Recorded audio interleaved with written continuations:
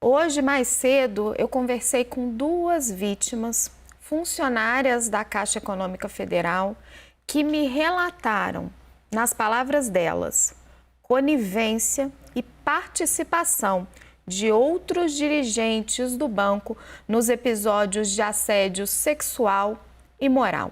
A identidade delas foi preservada. Vamos ver.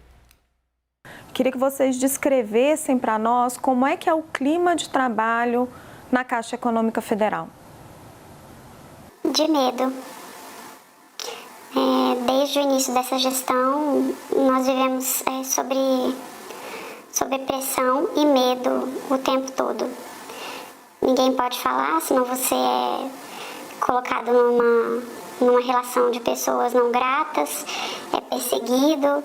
Então, hoje nós vivemos debaixo do medo. A gente sabe que o trabalho, muitas vezes, de banco e tudo, tem uma pressão de fato, mas isso é muito superior a essa pressão, ela extravasa qualquer relação de trabalho. É medo, é coação, qualquer passo, até a forma de se vestir, tudo pode ser usado contra você a qualquer momento. Nós temos ouvido relatos de episódios de assédio do agora ex-presidente da Caixa, Pedro Guimarães. Como acontecem esses episódios?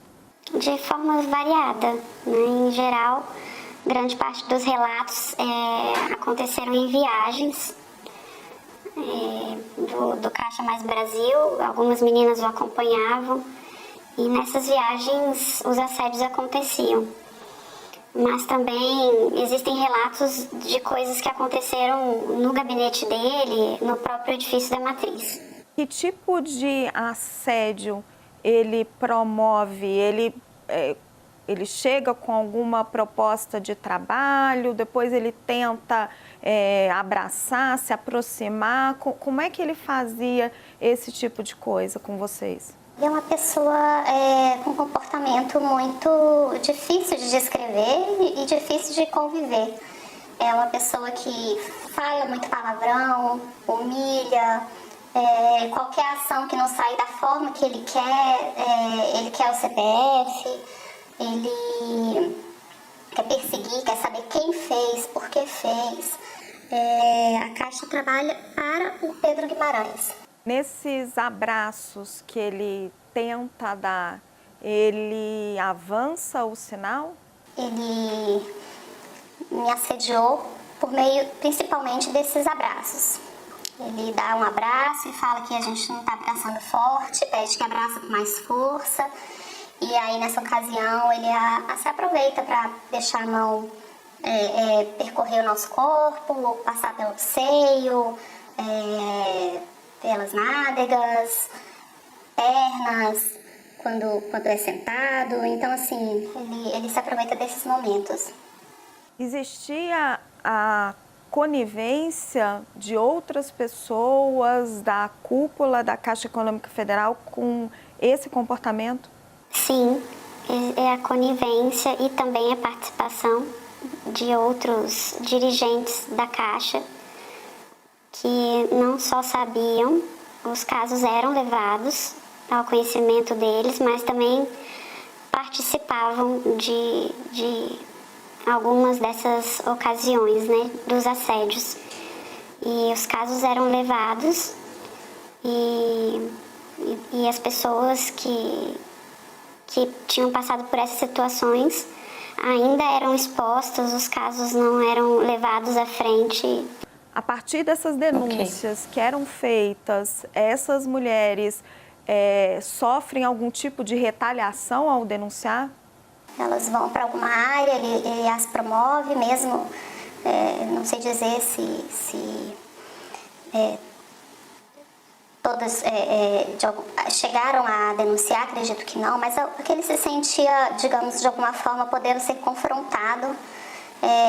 Essas meninas iam para áreas com promoção e sempre monitoradas, sempre tem alguém da confiança dele, querendo saber como elas estão bem, está tudo ok, para, infelizmente, elas não pudessem ter voz, né? Qual é o dano emocional, psicológico que esse tipo de situação que se prolonga aí por anos provoca em vocês e nessas outras mulheres, nessas outras servidoras que estão levando esse caso à frente? Eu acho que o dano é irreparável. São danos emocionais, danos, sequelas de você estar no seu trabalho, com seus colegas de trabalho, ter se dedicado e estudado para estar ali, para estar desempenhando o seu melhor papel e por você, pela sua família, pelo país. A Caixa é uma empresa pública e de repente se deparar com criminosos dentro da empresa, fazendo do corpo de funcionários, né, o que bem quer. E o silêncio das pessoas, das instituições, o pavor que o medo provoca. O dano é realmente irreparável. Eu lembro de uma frase que eu ouvi de uma grande amiga minha, que foi: seus olhos não brilham mais.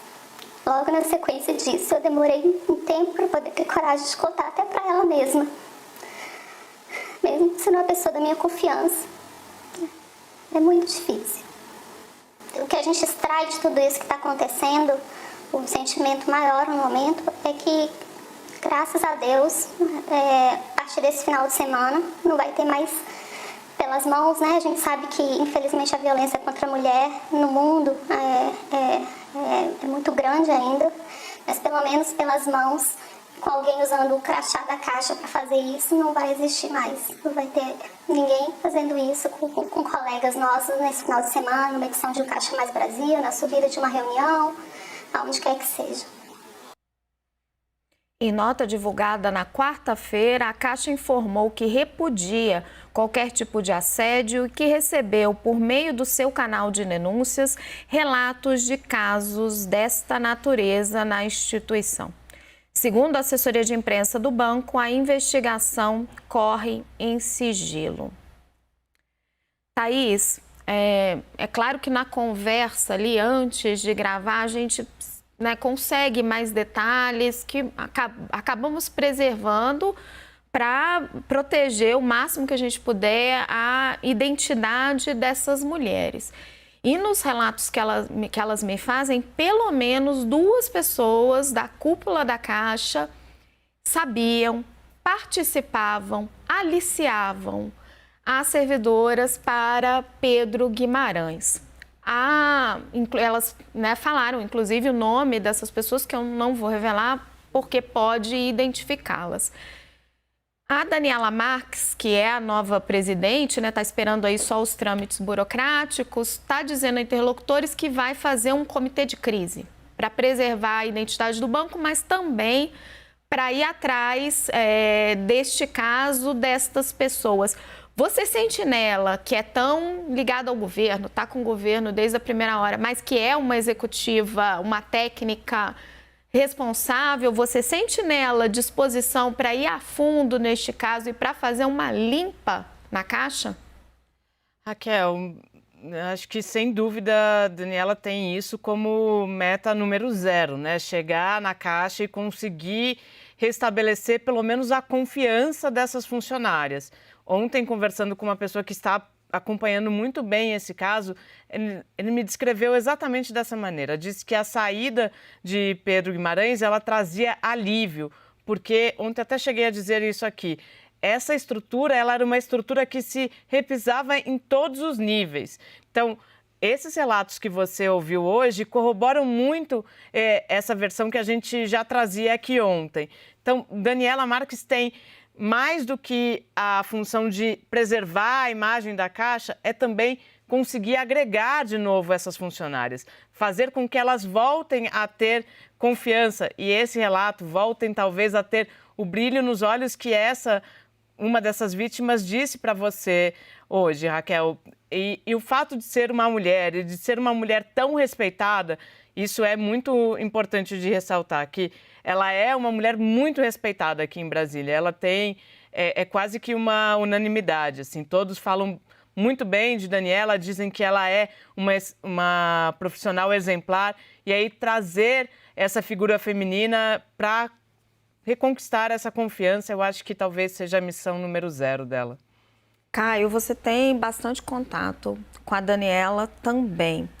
Como é que ela está se movimentando neste começo? Você sente ela conversando com o Ministério Público, já procurando esses passos, essa trilha dentro da Caixa para chegar a fundo nessas investigações? O que você já tem de informação do que ela está fazendo?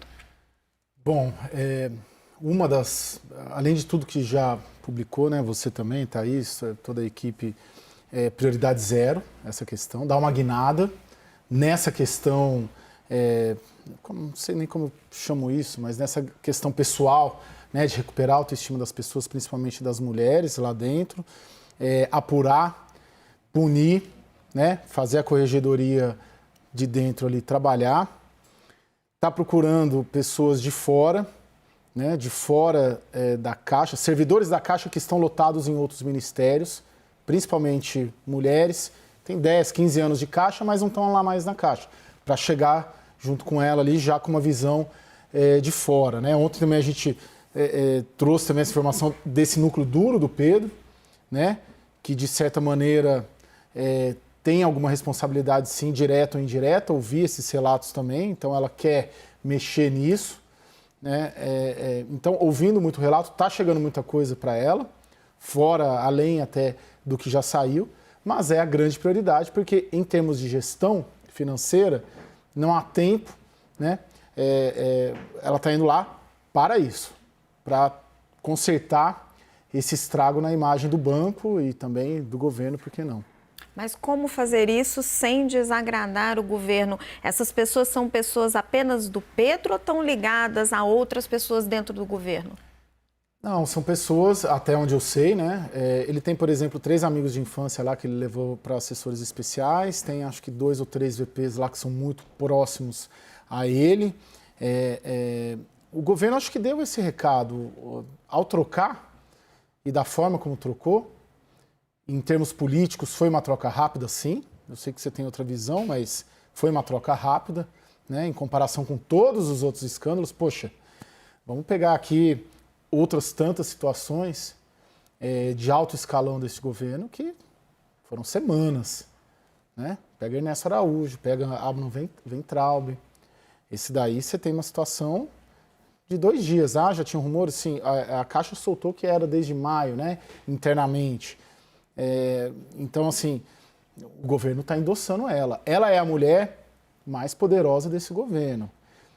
Até abril, quando a Tereza Cristina estava no governo, eram as duas, acho que igualmente, cada uma na sua área, uma com um diálogo maior com o setor financeiro, né, que é a Daniela, e a Tereza Cristina com o agro.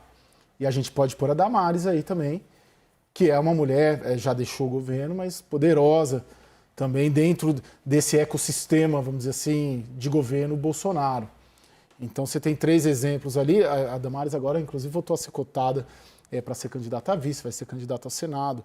Então, para a campanha e para o governo, é importante que a Daniela dê essa guinada neste caso e solucione este caso também o mais rápido possível, porque o dano é para o governo e principalmente para a campanha à reeleição, que a gente sabe, a gente fala que todo dia que está difícil. Tomara.